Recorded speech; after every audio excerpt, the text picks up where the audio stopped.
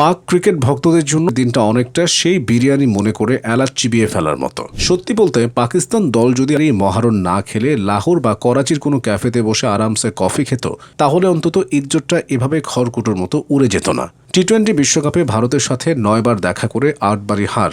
এই পরিসংখ্যান শোনার পর কোনো পাকিস্তানের সমর্থক যদি আয়নার সামনে দাঁড়িয়ে নিজের গাল টিপে দেখেন যে তিনি বেঁচে আছেন কিনা, তবে তাকে দোষ দেওয়া যাবে না। মৌকা মৌকা গানটা এখন আর বিজ্ঞাপন নয়, পাক ক্রিকেটারদের জন্য এটা এখন অনেকটা ভূতের গল্পের মতো শোনায়। ম্যাচের শুরুটা দেখে মনে হয়েছিল আজ বোধহয় ভাগ্যদেবী ভুল করে পাকিস্তানের ড্রেসিং রুমে ঢুকে পড়েছেন। সালমান আগা প্রথম ওভারে বল করতে এলেন যেন পাড়ার ক্রিকেটে হুট করে কেউ এসে বলল, ভাই আমি একটা ওভার করি, কিন্তু সবাইকে চমকে দিয়ে তিনি অভিষেক শর্মাকে ফিরিয়ে দিলেন। গ্যালারিতে তখন পাকিস্তানি সমর্থকদের উল্লাস দেখে মনে হচ্ছিল তারা হয়তো বিশ্বকাপটাই জিতে ফেলেছে। প্রেমাদাসার উইকেট তখন স্পিনারদের জন্য একদম স্বর্গরাজ্য।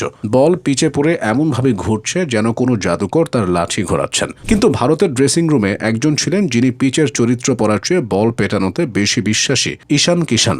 বাকিরা যখন উইকেটে টিকে থাকার জন্য লড়াই করছেন, ঈশান তখন প্রেমাদাসার উইকেটে রোলস রয়েস চালাচ্ছিলেন। 8.4 ওভারে যখন তিনি আউট হলেন, দলের রান 88, যার মধ্যে 77 রানই তার।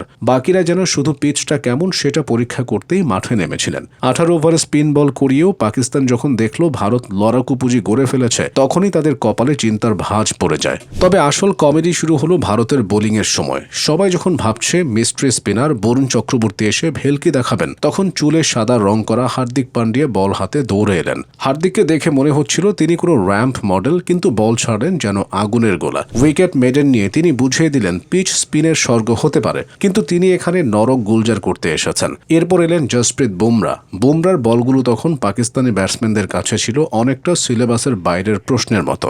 একের পর এক উইকেট পড়ছে আর গ্যালারিতে পাকিস্তানি দর্শকদের মুখগুলো ছোট হতে হতে একদম শুকিয়ে যাচ্ছে।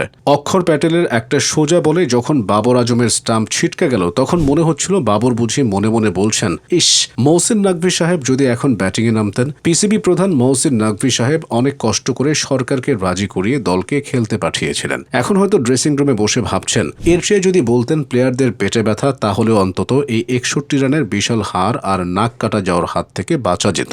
নাকভি সাহেব এখন পিসিবিতে ফিরলে তাকে সবাই হয়তো ষড়যন্ত্রী মশাই বলেই ডাকবেন, কারণ এমন হারের নীল নকশা তো আর কেউ করতে পারে না। প্রেমাদাসার এই ধীরগতির উইকেটে ভারতের স্কোরটা দেখতে ছোট মনে হলেও মনস্তাত্ত্বিকভাবে সেটা ছিল 200-রও বেশি। পাকিস্তান দল যেন বরাবরের মতোই তাদের চেনা স্ক্রিপ্ট মেনে অভিনয় করে গেল। ভারতের কাছে হারটা এখন তাদের কাছে একঘেয়ে অভ্যাসে পরিণত হয়েছে। ম্যাচ শেষে পাকিস্তানি ক্রিকেটারদের অবস্থা দেখে মনে হচ্ছিল তারা যেন মনে মনে বলছেন, ভাই পরের বার থেকে ভারত ম্যাচটা জুম কলে খেললে হয় না? অন্তত মাঠে এসে এত মানুষের সামনে বেইজ্জত হতে হতো না। পরের বার টি-20 বিশ্বকাপে ভারত পাকিস্তান ম্যাচ হলে পিসিবি হয়তো আগে ভাগেই ঘোষণা দিয়ে দেবে যে তারা এই ম্যাচে ওয়াকওভার দিচ্ছে, কারণ মাঠে নেমে এভাবে নাক কাটা যাওয়ার চেয়ে ঘরে বসে ভারতের জয় উদযাপন করাও বোধহয় সম্মানের।